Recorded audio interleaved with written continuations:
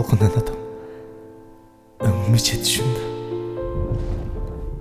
Бул деген бакыт да.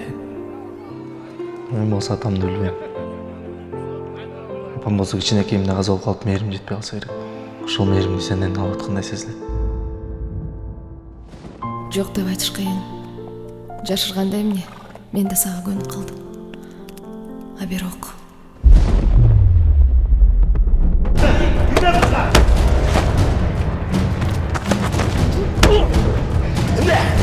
Жинди болуп атасың сен? Ооба, чындап болуп атам. Тур жааланда. Разборка. Ошо 20 мүнөттө барып калат. Курманалиев Кайрат Рысбекович 164-чү беренесинин 3-чү бөлүгүнүн 3-чү пункту менен күнөөлүү деп табылып, 3 жылга эркиндигинен ажыратылсын. Мына кара кайратыңды ким экенин ач.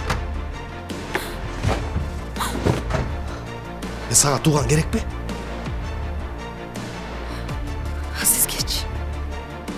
Сизге туугандын кереги жок. Мен ойлобойм. Өзүңүздүн жумушуңузду, кызыкчылыгыңызды ойлойсуз. Же эмне тууган мага эле керекпи, айтыңызчы. Сен каттыңбы? Мен эч кимге керегим жок, байке. Сен мага керексиң элес. Сүйүүнүн бир тамчысы ушул болсо, калган жүрөк көтөрө алат болду экен. Кыйынчылыкка чыдаган жүрөк баарын көтөрөт. Менин жүрөгүм да жардам берет.